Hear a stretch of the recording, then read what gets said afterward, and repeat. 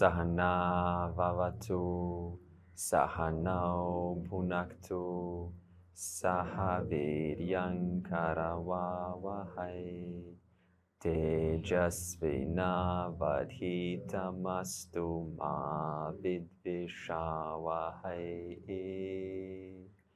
Om Shanti Shanti Shanti. What is the relationship between Ishvara, Brahman, and Maya? See, there is one reality, and that one reality takes different names depending on which standpoint you look at it from. It's like water, right? Water has different names, such as bubble, frost, snow, lake, iceberg. You see this? Do any of these names contradict water? No. They're just different names to be understood, which are all pointing to the same reality. So as we said, Brahman, that is the final reality. And Brahman means big. Now, how big? Nothing's bigger than it, okay? It is that which accommodates everything. So it is the biggest of the biggest, and it is also the smallest of the smallest. So nothing can be outside its bigness, and nothing can be beyond its smallness. So this means Brahman is everything, everywhere, right now. And this reality is, in this text, we don't really call it Brahman, even though it will come, it's called Drig. Now you say, why do we have so many names for one reality? You know, we're going to have Satchit, we're going to have Drig, Sakshi, Atman, right? Why so many names? Right? What, chapter 13, Kshetrajna, right? Because if you just say Brahman, Brahman, Brahman, consciousness, awareness, it's going to get so boring. This is how we are, right? We need variety. We need to stay afloat. We need to stay alert. So every time we say a new word, the mind kind of goes, what's that? So it relives that attention, okay? So Brahman, being the final reality, has the capacity to manifest the universe. Before the universe is manifest, that capacity is called Maya, power, which is all knowledge and all capacity. That means when it's dormant, when it's not manifest in the universe, this power is called Maya, Maya Shakti. When the manifest universe occurs, as is happening right now, then that same power, all knowledge, all capacity, is called Ishvara. So as you go through the course, you will see it does matter that we do make a distinction between Maya and Ishvara. It matters a lot because Vedanta is very subtle. If one thing is missed, then you can still understand the reality, but the personality is not full. It's like living in a partial personality. And I explained this very well yesterday at the satsang, that things like, common, like Brahman, I am awareness, I am consciousness. We've all heard this. But if I ask you, does that touch your heart? At one of the sessions, I said, when I connect to the Drig. But actually, if you think about that, you can't connect to the Drig because everything is Drig. Therefore, to say I connect to you as consciousness, I just said I'm connecting to you as Drsya. You see? Therefore, you can't. So saying things like I'm consciousness, this doesn't really touch you. It doesn't create a transformation. And I learned this from Swami Dayananda in Nima. They have explained this brilliantly, and my whole paradigm has changed. So now, rather than saying consciousness and awareness and all this technical stuff, all that is here is Ishvara. All that is here is God. Now, when the person says it, they do not exclude themselves, because often we say all that is here is God, but then the person remains kind of safe. So this means one has to also include themselves. The one who said it, the inquirer, has to be included in Ishvara. And so when you understand Isvara, you understand that it is the laws and orders which are infallible, non-failing. They are operating since time immemorial. They never fail. They always deliver the results of actions according to what you do and don't do. So knowing that this law never fails and I can trust it, it gives you a certain emotional maturity. Nothing unfair is going to happen to me. Why? Because as Krishna said to Arjuna, you cannot not act. As long as you act with actions that are not opposed to dharma, they are keeping with dharma, there is nothing to worry about. This much I can have faith in.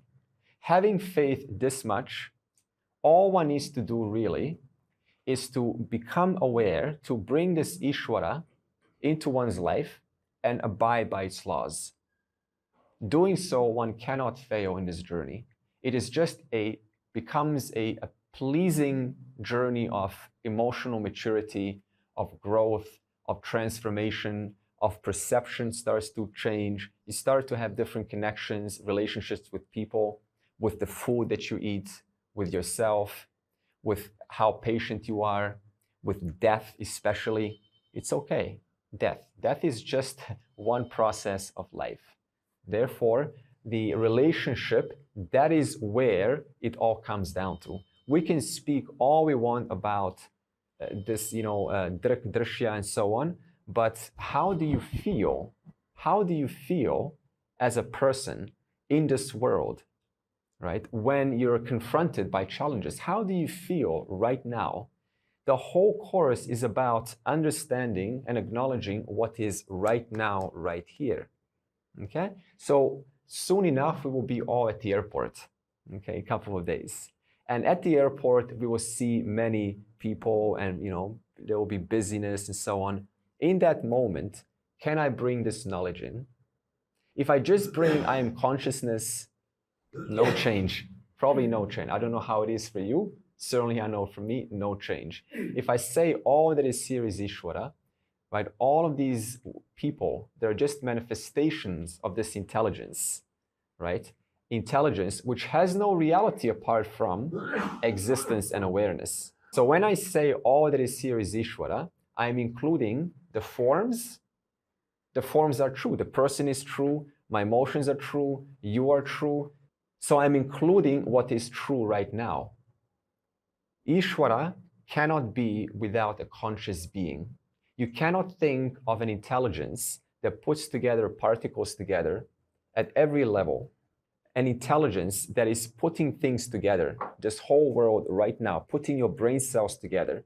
How many cells are firing and wiring in your brain right now? A lot. How much electrical activity is going on in your brain? A lot right now. All of this is Isvara, this intelligence, manifesting as Otto, as Radhika, as Prem Buddha, okay? Manifesting as all of us right now. To that, I connect. Therefore, if you ask now, what's the difference between a wise person and an unwise person? Suppose we have a wave. And the wave is, has two eyes, and it looks around all of the other waves. And it takes its confinement to be real. Like I am one single wave in the ocean. And so it starts to eye other bigger waves, more successful waves. And it starts to experience jealousy, smallness, inadequacy, because there's always a better, bigger wave than you as a person. So what the wave has to understand is the waveness is true. It's a fact. The waveness is true. My confinement is true. The wise wave understands, despite it being confined, it is confined. That's a fact. My consciousness is as though confined. I'm conscious from this standpoint of this person. I'm not conscious of Prem Buddha. I'm not conscious of what's going on in your mind. That's a fact. So the wise wave understands, despite the confinement, it is only as though. Because the truth of every wave in the entire ocean is water. It is your truth, it is my truth, it is everyone's truth. Now, what does the ocean represent? Well, not only does the wave acknowledge its waveness or waviness, but it has to bring one more reality, and that is the ocean. And my existence is not apart from the ocean. I play a part in the ocean. I have no existence apart from the ocean. I contribute to the ocean. And everyone else also is nothing but an expression of the one ocean. You depend on the ocean. I depend on the ocean. We all depend on this intelligence. And just like with the ocean, the content of the entire ocean is water, H2O. There is not one place that you can find in the ocean that is not H2O. Every single wave enjoys the exact same reality. Every wave is privileged to the same reality. No one is bigger, no one is smaller, no one is more inferior or is superior. This is just a notion not keeping with the reality. So the wave looks around and says, wow, all that is here is ocean. I have no existence apart from it. You don't have an existence apart from it. We're all contributors in this one ocean whose truth, whose reality is the water. And for that reason, I can start to look at the waves differently, with a different relationship. No more do I start to judge them. Oh, what a XYZ wave. No longer do I judge them. No longer do I let myself be taken on a trip, comparing one wave to the other. Because the knowledge comes in, this is an expression of Isvara. Everything is God right now, intelligence. And this intelligence, yes, it is also mithya. Think about this. Even intelligence, even Isvara is mithya. Even Maya is mithya. That's why we don't say it's an illusion. Because everything is mithya. If I call one thing here an illusion, if I call one wave in the ocean an illusion, what have I just done? Called the entire ocean an illusion, including the water. There's no illusion here. There's only reality. Manifesting as this, manifesting as different beings, different situations, different personalities, and that's okay. And it cannot be any other way, because Maya has always been there. And Maya projects the universe. And when it projects the universe, what happens? You have a being and you have the world. And the being coming with Avarana Shakti, the veiling power, doesn't know the difference between itself and the world and God. So it assumes me, the small being, am the Drig. I, the small being, am the Drig. And you and the world and God is Drsya, because it's not being given the knowledge. So the Vedanta comes in and says, we have to look into that. We have to reverse that relationship. Actually, the entire creation is incidental. It's just an incidental projection of this power, which is manifesting right now. You are an incidental being right now. Andre is an incidental being right now. Everything is a projection of Maya's Vikshepa Shakti. Right now, it's a projection. And Maya has no existence apart from Brahman. Therefore, all that is here is Brahman, consciousness. But saying that, I also include the forms. Therefore, we include all realities at once. The form, the intelligence, and consciousness. Otherwise, the whole equation doesn't work. It becomes a little thing in the mind. Because look at this, you cannot imagine consciousness. As long as a person is in their head, that's called subjectivity, and they're always adding their own stuff onto the world, they're always adding their own notions onto the world, then suppose one fine day, all my life I've been adding onto you, subtracting onto you, always making you something that you are not. Never really seeing you for who you are. And one fine day, Vedanta comes into one's life and says, you are consciousness. So what is that mind going to do now if it's not ready? Considering it's been using this empirical world as nothing but a substratum to project onto. Therefore, the world has been a substratum to project onto. And now someone introduces one more reality, consciousness. What do you think I'm going to do now? It too will become another thing to project onto. This is why before beginning the journey in Vedanta, we have an adhikari. Tattva Bodha said it very nicely. Adhikari, one who is ready, one who has a relatively pure mind, who simply is aware of when I'm projecting and when I'm going off a tangent. So if a reality gets introduced and I've been projecting all my life onto this reality, onto the reality of forms, then no matter what reality you tell me, it's too going to be the subject of my projection. Therefore, you cannot go from subjectivity onto the final reality. You first need to go from subjectivity onto seeing what is, onto this world, here, empirical world. The wave cannot go from waveness to water. It first needs to acknowledge the ocean. The ocean is here. Otherwise, the wave is constantly superimposing its stuff onto every single wave, which is really just the ocean.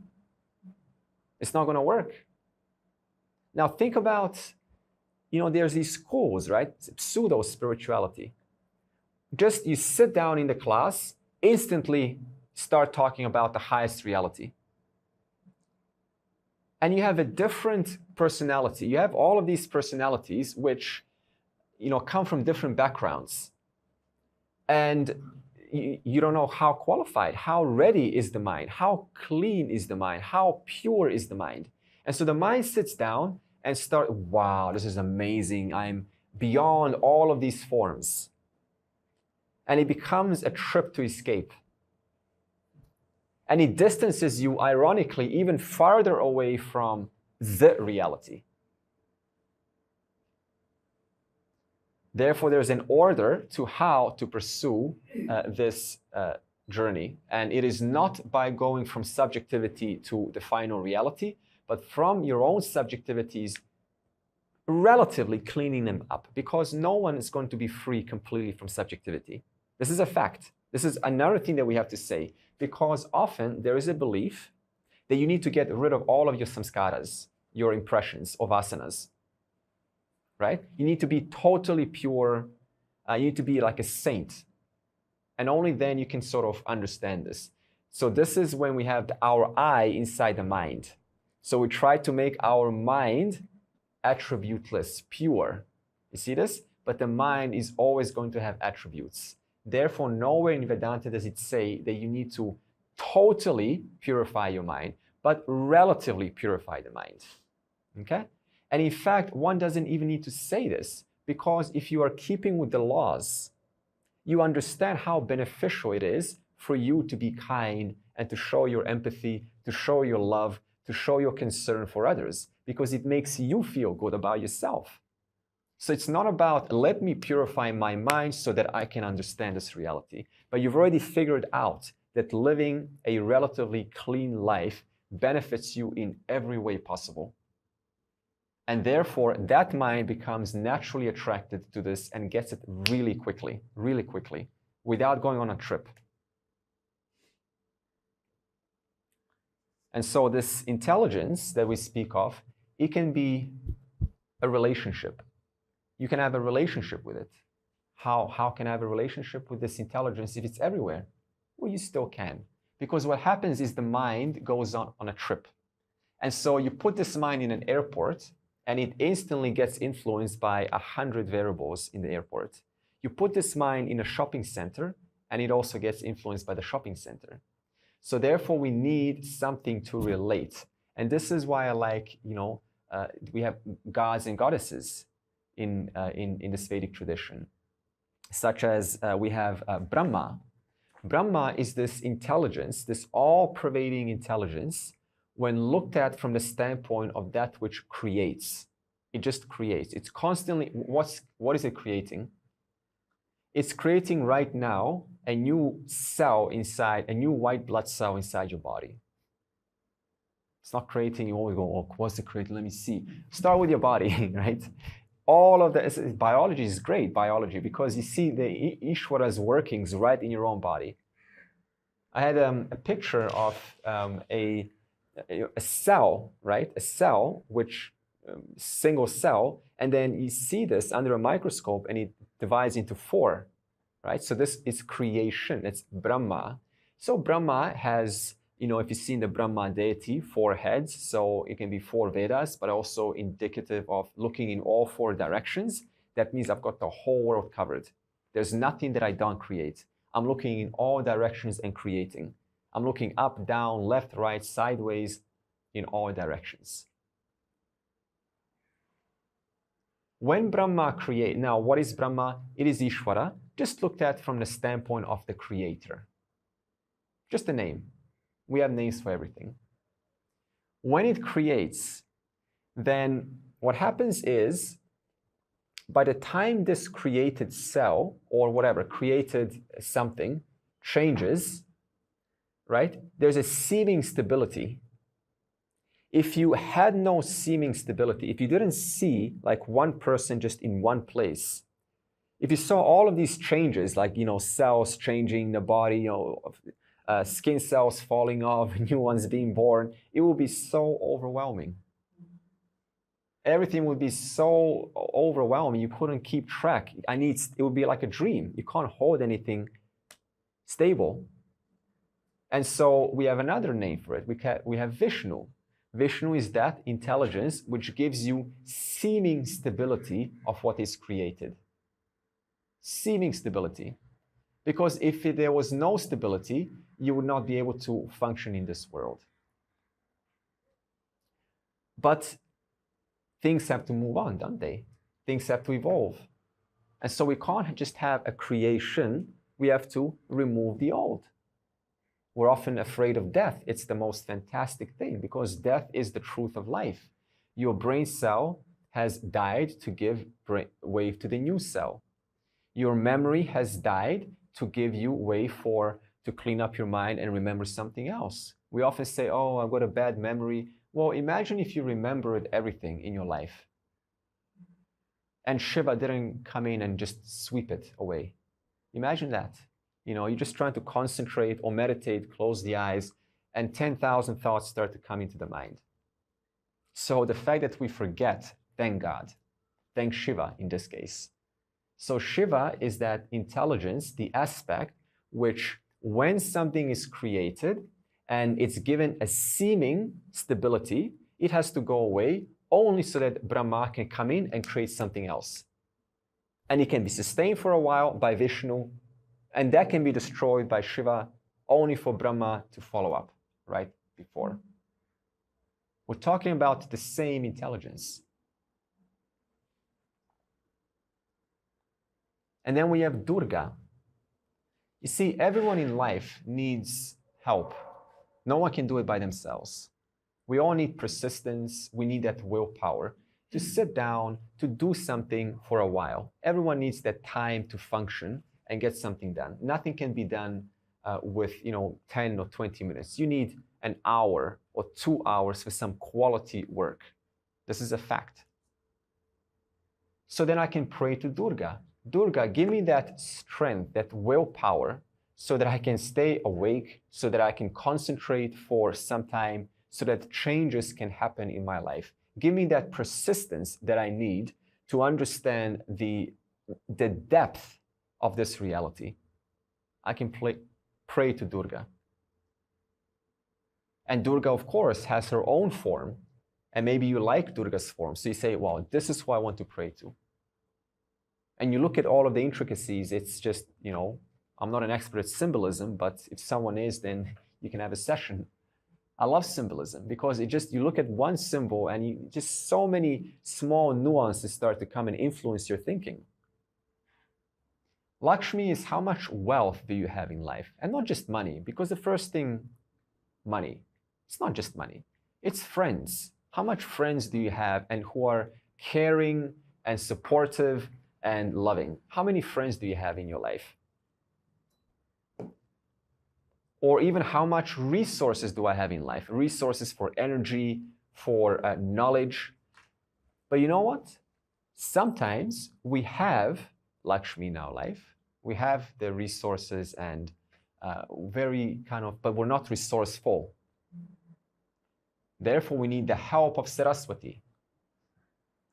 Saraswati is the goddess, the aspect of intelligence of Isvara. It's all one intelligence, which gives you access to how much you can access your memory or your mind or your intelligence. Imagine having a lot of intelligence, but you're unable to access it when you need it most. Like I said, at the airport. At the airport, right, you're like, wow, this is, class, okay? Hopefully class is like this. At the airport, the whole thing's gone. Therefore, I invoke Saraswati. Saraswati, please give me access to this knowledge now, right? So that this can become relevant, so that I can look at the real world through the scope of this knowledge. Therefore, we have all of these choices to invoke, to relate with. Are you relating to some special goddess here, or you're only relating to Isvara? You're only relating to Isvara with different names and different forms. And there is then Dharma, all throughout creation. Everyone who comes to the world doesn't want to be hurt, and also knows, I don't want you to hurt me. I want to be treated fairly. But you also know the same thing. You don't want to be hurt, and you want to be treated fairly. This is a program that comes inbuilt. Nobody has to learn it. Now the question is, why do we violate this program? And I said this in the first session. Because of our pressures, our inner pressures for instant gratification. If I get it and I say this, it's going to, I think, give me some satisfaction. Until the person sees it's not really good for you, it's not really healthy for you, if you look into it, then the person will naturally, spontaneously stop, doing or being unfair towards people. I already discussed this in the first session. And when this law gets violated, then another law takes over, and that is Karmapala. This is another goddess, if you want to call it, a goddess called Karmapala. And what does the goddess Karmapala do? Well, she delivers you a plate of food, very delicious food, and you eat it, and you get sick. That is your papam, okay? It's not like she doesn't like you. My own actions have brought that into my life. Therefore, if you look at the world through different facets, you really start to have a connection to Isvara at all times. It becomes your refuge, it becomes your savior, it becomes your relationship. Because when nobody's around you, who's still there? Isvara. The intelligence making you what you are and making everyone else what they are at the same time. So it's a relationship that we start. We start a relationship with Isvara. It's a conscious decision. At the same time knowing the relationship with whom I am having, its truth, its reality, and my reality, they're not two. Isvara depends on existence and awareness. I depend on existence and awareness. Maya projects the whole. Maya projects the small individual. Both of them are just projections. The whole is limitless knowledge, limitless power. You and I are limited knowledge, limited power. We don't know. But where is the wise person's focus on? On the reality because of which I am, the reality because of which Isvara is.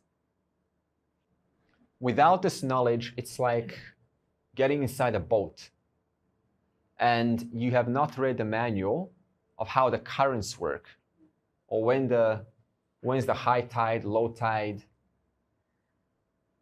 Don't go in there tide, smooth tide, I don't know. So I get inside the boat and I think I can do it because I'm consciousness. Suppose, right? Suppose you went to the class and you understood I am consciousness. And I get inside the world called the boat and I start to, with an oar, I start to paddle. Okay?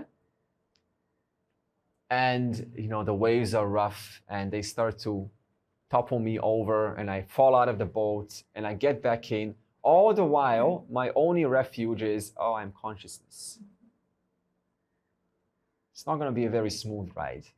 I need to be in touch with Isvara, because to be in touch with Isvara is to be in touch with the laws, with laws and orders which are infallible.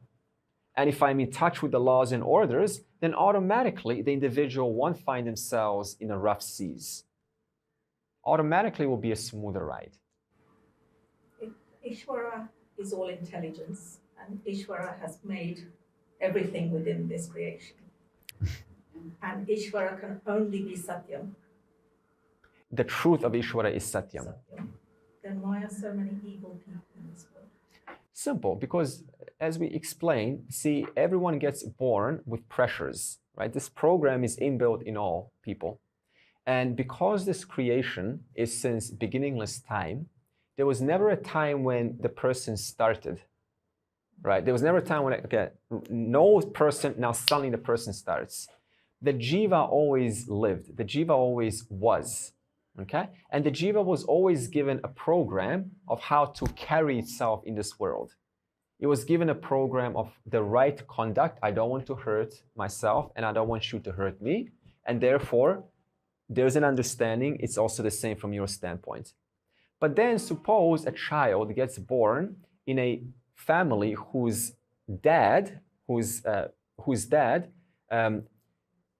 dominates his wife, right? The husband dominates the wife. And the child interprets this as love.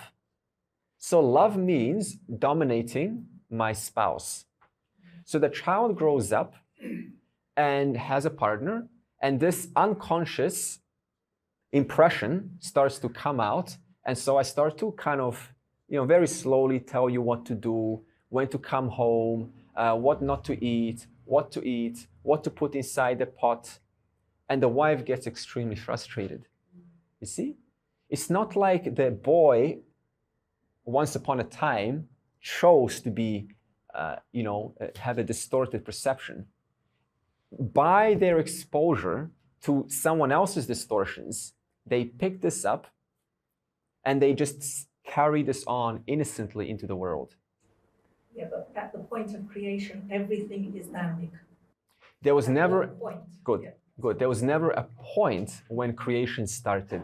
It was always going on. And in this creation that was always going on, there was always a jiva who came with a program and who had its own ideas of what it takes to please myself.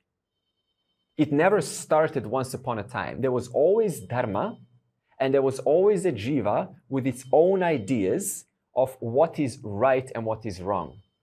So it was two things coming at the same time, not just one, two things. My own pressures and dharma. And my own pressures always win. Usually they win because they're much more fancy, they're more colorful, they're more romantic, they give me instant gratification. And through that, because it's so hard to hold oneself back, the individual simply gives in. And they say, I'm going to get my way and I'm going to, drive a loud car and for my own benefit. Because the inner pressure was always there. Dharma was always there also.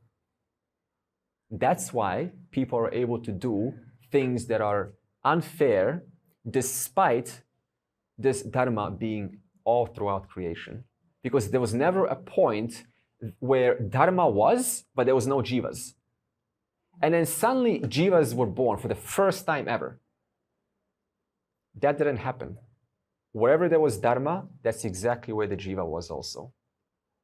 There was never a time when this creation began. There was always a person who had its own ideas of how things should be and shouldn't be. And therefore, this is just one more day of that. That has been happening since time immemorial. In the Western world, we sometimes have this linear model, right? Like it starts here, and then it ends here. In the Vedic model, it's not like that. It's different. It is cyclical. So in a circle, there's no point when I can say it began here, or it began here, or it began here. Every single point is both a beginning and an end, right? Every single point is a beginning. So this whole show that we're experiencing now has been going on for cycles upon cycles of creation. Even before this universe came, 13.6 billion years ago, there was another cycle before this universe. We don't know when it happened, but because of the cyclical nature of the universe, every single cycle, a new planet gets born, a new planet develops, and the jivas go through the whole evolution process from worm to monkey to so on. And slowly, slowly, they're able to observe the environment and go, okay, so, I need to survive, and I need to, obviously, for the sake of my tribe and me surviving, we have to get along, we have to hunt together. And then we start to ask, how can we have more convenience? Obviously, we don't want to hunt all the time. So then we go out and we start to, store food. We find ways to store food. And then we make more storage space possible, like rice and grains and so on. And then we say, okay, so I see this person, kind of having a little bit for themselves, and I'm going to share with them, and this is fair.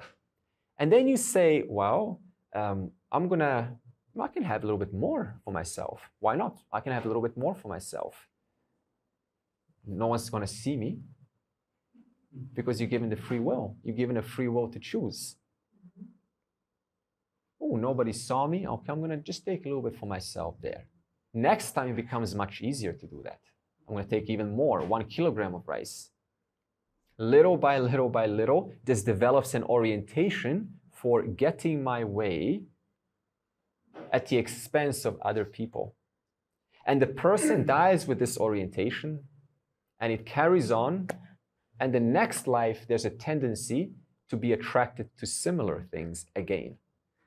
This has been going on since beginningless time, like this. Does this mean that in the next cycle we start again as individual, the same journey? Yeah, this same churning, right? Yeah, it's like a soup, constantly we get a resolution for a couple of, I don't know, a couple of billions or trillions of years, I don't know. But there's a cycle, the universe manifests, just like in your dream, you manifests, and it resolves into the conscious being, into one drik, one conscious being, full, limitless, that you are. From that conscious being arises this manifestation, owing to its power called Maya. And when it manifests, planets form and jivas get born. And they continue from yesterday. They continue from last creation. All they did was just went to a long sleep, a really long sleep. But I'm out of this cycle when I get moksha? Therefore, when the text comes, it finally says, it points out the limitations of living in this world with such a mode of limitation and sickness. We start out by being born, right? We asti. Now, considering you're alive, you survive, then you have to go through jayate, you have to be born, viparinamate, pakshiyate, disease, old age, and struggle for survival, and finding a job, and attracting a partner, and you're like, okay, so how do I come out of this cycle? I don't want to be born as a limited human being. I don't want this anymore, because it becomes so obvious to the individual that it's nice. It's not just suffering here, by the way, is it? There's a lot of beauty in this world. It's not just suffering at all. There's goodness, and there is sometimes downfalls. But the person sees the limitations of both. They say it's just a cycle of repetition. So they go into the methodology and understand The nature of I is much bigger than I thought. It's much bigger than this body. Don't say, I'm not the body or mind. You heard this before? You are much bigger than your body and mind. To say I'm not, there's only one reality here. There's only one reality. And this body and mind is not excluded from that reality. Therefore, there's no need to say, I am not the mind, I am not the body. I am much bigger. That's what Brahman means, big. I am much bigger than my body and my mind. Therefore, through this identity understanding, through this identity shift, we call that the knowledge has taken place. You have come here and you have done what you were meant to do, according to the Vedas, which is to understand your nature. And I keep saying in my webinars, to not know who you are is a crime. It's a crime. Because every time we're born here, we kind of, bother other people, and, parents have to take care of us, and we add garbage to the world, and, it's just so much additions. So the greatest gift you can do is understand who you are, your nature. And that is what we call, the problem has been solved. Liberation. So liberation, of course, is nothing special, right? It's just who you are. You have changed your identity from this small individual to something that's much, much bigger than this individual. And therefore, no more cycles of rebirth. What happens is your body continues, your mind still continues, all of the problems continue, the ahamkara, the I sense, still continues. For example, Rama and Krishna's, the avatara, their ahamkara went through pain. Look at this. Their ahamkara went through pain. Rama lost Sita. Krishna was, having to kind of coordinate the Pandavas and Kauravas. It was every person's ahamkara, enlightened or not, has issues. But then what does the wise person understand? In the presence of consciousness, which is my real nature, this ahamkara has issues. Because it's a projection of Maya. So when there is an identity shift, then this is your last life. So when you finally drop this life, or I shouldn't say you, when this body finally gets dropped, then I'm one with myself, as I am right now. So you're not really one with anything, just minus the body. That's it. Just minus the body, minus the mind. That is it. Now you say, well, geez, that's kind of strange. I can't imagine myself being just awareness. We didn't say you're just awareness. That's why we have Sat Chit Ananda. You're not just awareness who's just existing. Imagine this. I'm just existing as awareness. I'm like, no, I don't want moksha. Right? I don't want to exist as just awareness. You want to say, I want to be aware of beauty and fullness. Well, it turns out that is exactly who you are. Fullness. That's why we have Ananda at the end. So it's not like when the wise person dies, it's just blackness of nothing, and it's just awareness of self. No, there's awareness of self as that one who is full. What does fullness mean? It means that in this moment, nothing is missing. Just like when you're happy. When you're happy, there's no sense of me who wants something else. I just am as I am, and who is it that I am? Fullness itself. And what is fullness? It is that place in which you cannot say, I want something more. You can't, because that is an inadequate mind who is thinking of something else. But you are everything already. Everything is in you already. The entire universe is in you. The entire Maya is in you. Therefore, not only upon death are you just existence awareness, but you are also Isvara. But it is not imaginable, this what you said. For a normal mind, it's not imaginable what you said. This is illusion. Just to think these things, really, we can't, as normal people, we can't think how such a mind like Isvara is thinking or feeling or whatever. There's two definitions, sarvajna and sarvavit. A wise person is a sarvajna. Sarvajna means I understand. Who's this I? The mind. Because enlightenment is not for awareness. Awareness is already full. It is for the mind. I understand all that is here is clay. Suppose the whole universe is made out of clay. The wise spot says all that is here is clay. Because everything is clay. That's sarvajna. Ishvara is sarvavid. Sarvavid means not only does Ishvara know that all that is here is clay, but also knows how everything works. It knows how your heart works, how digestion works, how to form planets, how to combine gases and solids to create this entire universe. A wise person doesn't know that. All they know is all that is here is clay. All that is here is awareness. Manifesting as this, as forms. All that is here is Ishvara. So you see the difference? Otherwise, we go on a trip. We go, oh, wise person, that means they know everything now. They're able to kind of churn. You ask them,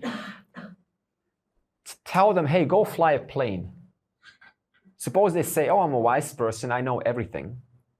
Tell them, go fly a plane, please. They can't do it. You see? Because they're still limited in knowledge. But they understand the truth of everything is only one. And that is what you can understand. How? As a self-revealing I. I am. Now, there was a question by Mina who says, when you say, I exist, remember this? Who is saying this? Look at this. Because who's saying this? It is always Sakshi and Ahamkara who are saying it together. Sakshi can't say I exist because it is not something that says. He has no throat to say. He has no doorship to say. And Ahamkara, your I sense, can't say it by itself because it needs to be illumined by the Sakshi. Right? So when someone says I exist, you need the I sense to say that. But when you say I in that statement, the implied meaning, what you really are pointing to, is the understanding that all that is here is Ishvara, including the person who said that, and the truth of Ishvara is Sakshi. So when you say I am, who is saying I am? Sakshi and Ahamkara.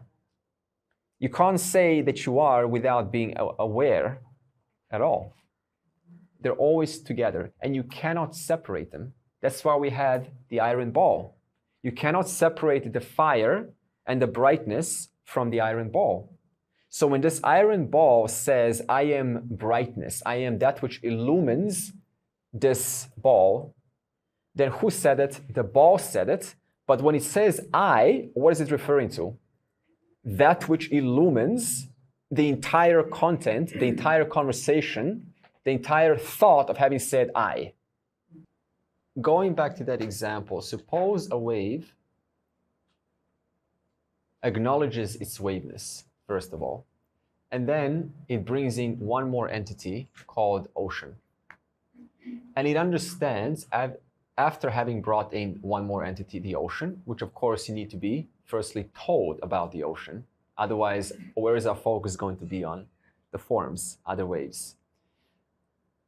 After having brought the ocean and understood that every other wave also has its existence not apart from the ocean, and therefore by looking through its eyes, it sees all forms of these waves are expression of this one ocean.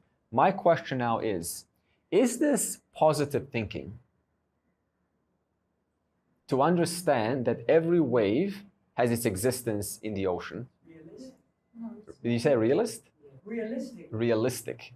Is it negative thinking? No. Is it positive thinking? No. It is reality. It is objectivity. We call it objectivity. So Vedanta is a yoga of objectivity. It's just seeing things as they are, rather than this whole thing of positive, no, just be happy, uplift yourself. This is all fine. You can do this at your own time.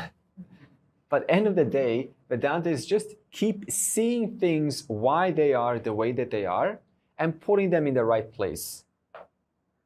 So there's no space for positivity or negativity here. Rather just reality. What is the reality that is happening here? That's why we say it's a yoga. Yoga means it's the practice of being objective. And that's lovely because it puts you in touch with reality.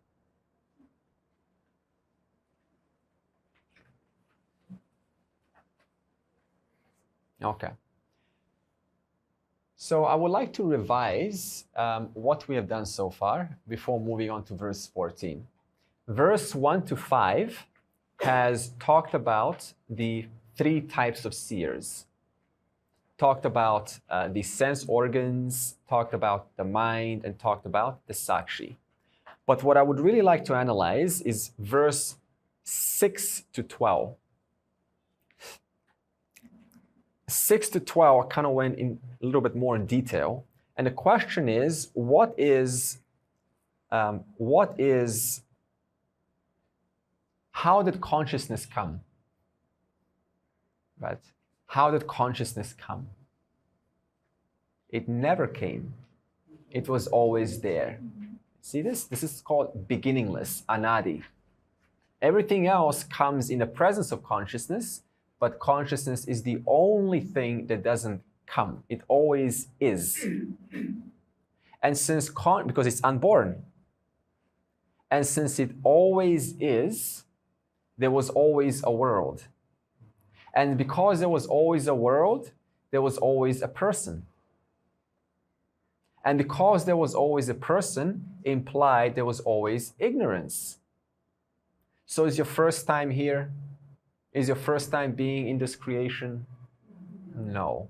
Since how long ago was it? Time immemorial. So one life, the individual comes through the grace of the Lord and solves the journey. And when they solve the journey, they understand that the reality is free of the projection. It's free of this coming and going of the projection. It's an identity shift. That's all it is. Now the question comes is, what is the function of this consciousness, which is the reality? What is if it were to have a function, what is the function of consciousness? To keep seeing the changes. To what? To keep feeling or seeing the changes. That's it. Sakshi. Give us the opportunity, Of course, by its very nature, it's giving us an opportunity. So what is the function of consciousness in reference to your mind? We don't have to go out. Always bring it here. It's just to light up. That's all it does. It just lights up your mind. That is it. It has no capacity to light up the world. What lights up the world? The senses, sense organs. What lights up the sense organs? Mind. The mind. What lights up the mind? Consciousness. Therefore, consciousness by itself does not see this world. Consciousness is blind to the world. It requires the help of the mind. Therefore, the mind borrows the light of consciousness. See? The mind borrows the light of consciousness. The sense organs borrow the borrowed light of consciousness from the mind. And the sense organs, in turn, give light to the world. This is how perception happens. This is how consciousness becomes conscious or is conscious of the world. It needs the help of its own projection. It needs the help of Maya's projection. So there's an order here. First, the mind needs to be there. Consciousness shines on the mind. Sense organs are attached to the mind. The mind's light, which it borrows from consciousness, shines on the sense organs. And the sense organs, when they open, what happens? They give light to the world. And therefore you say, I am conscious of all of this.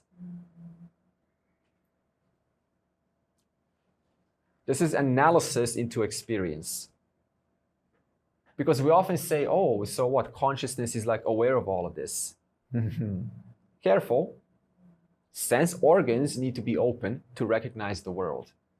That's why it's so important to do good things with your mind. For example, meditation. Without meditation, then what happens is the mind adds another addition onto what it sees. And when it adds an addition onto what it sees, it gets stuck there. Because it's like a little, when we carry a baby, right? Oh, baby. But you know how many mothers I met, they think their baby is going to be a Buddha, the next special thing. So they're actually seeing a snake on top of their baby. You know the snake and rope, right? The rope is the baby. What is reality? But they're seeing a snake. And as long as they're seeing a snake, what is their relationship going to be to the snake? Very different than it would have been to the rope. And when one's living within this world and all I see are snakes from my own mind because I'm not doing enough purification, I'm not doing enough meditation, then I'm satisfied because your mind makes a very satisfying world. It customizes it exactly how it wants it to be. And there's no need to fix that because you're happy in your little world. Therefore, the person goes on for lifetimes like this, living in their own bubble, thinking, this is fine, I don't need to fix anything. Give me consciousness, let me add this into my own bubble. Otherwise, the whole relationship changes if I'm seeing a snake on top of you. And not only that, but when I see a snake, it induces fear. And I scream, and I scare other people. And it becomes their problem. And they say, what's wrong with you? There's no snake. And I was like, there is a snake. And there's arguments then. And I get caught up in the arguments. And that's just one event. You times this by 40 years, it's very hard to, to see clearly. How can I let other people see the rope instead of the snake? For example, my children are thinking bad things about me, but it's the snake. Can I do something? I have to solve it in myself.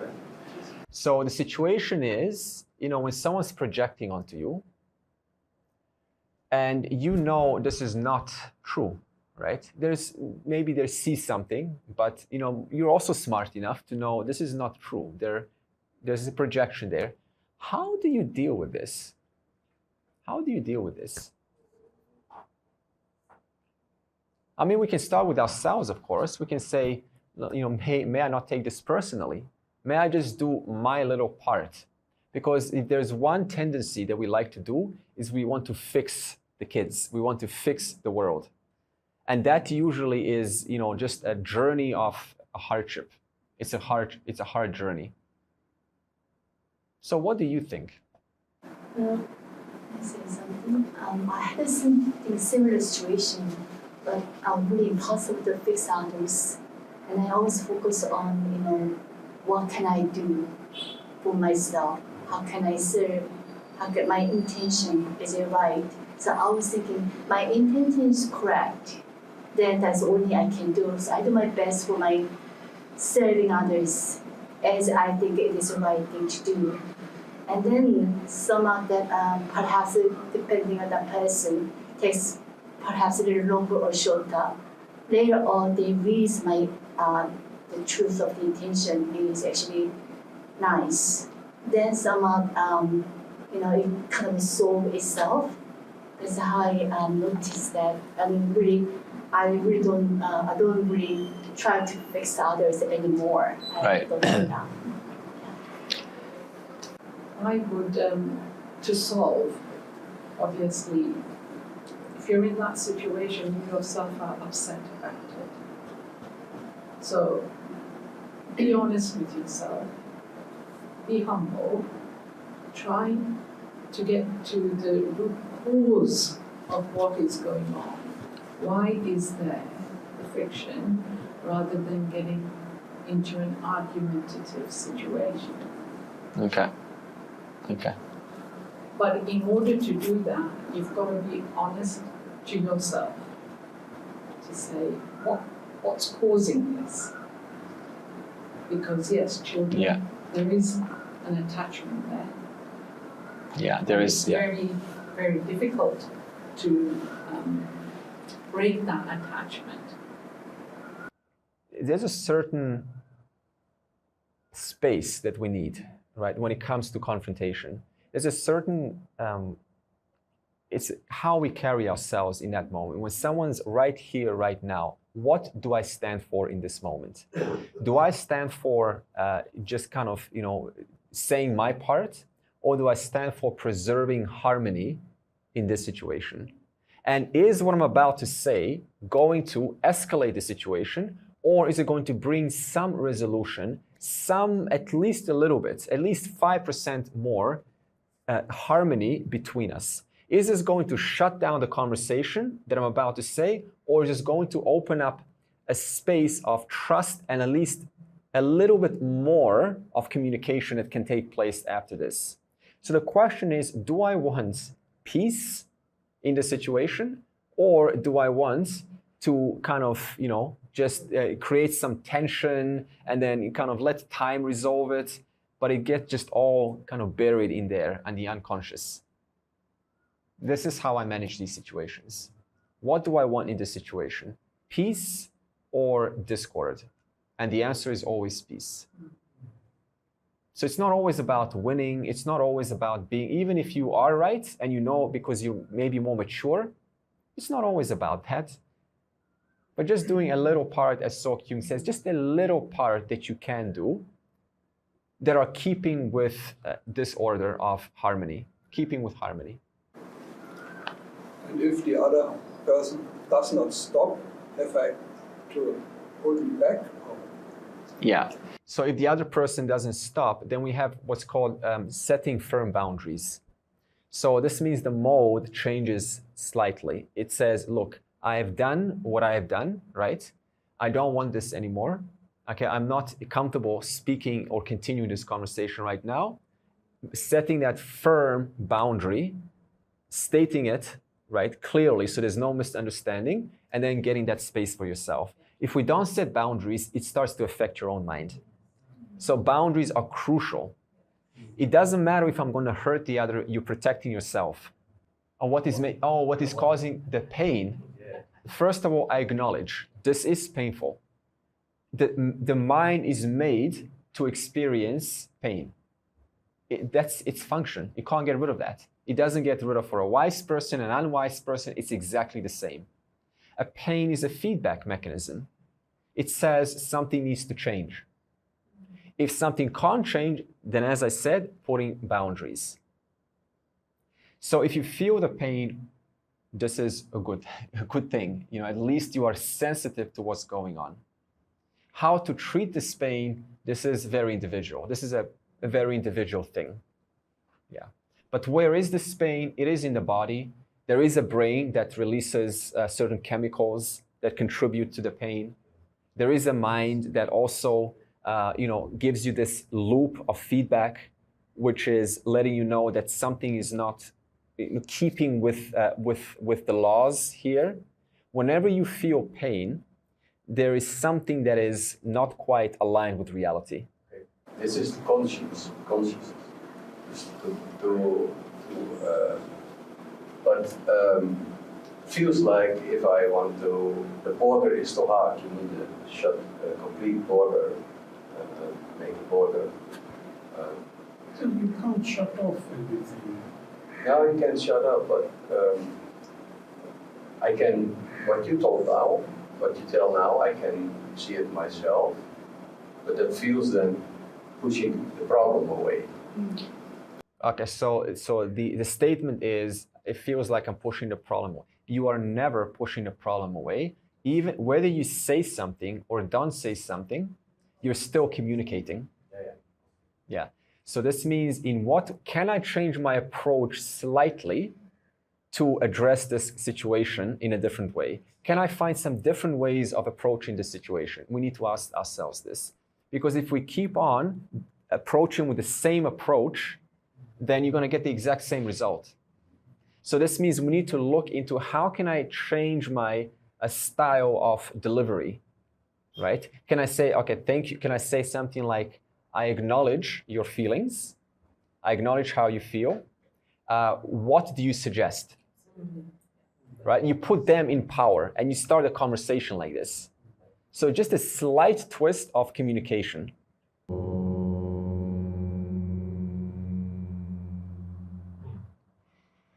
Purnamadav Purnamidam Purnat Purnamudachyate Purnasya Purnamadaya Purnameva Avashishyate. Om Shanti Shanti Shanti.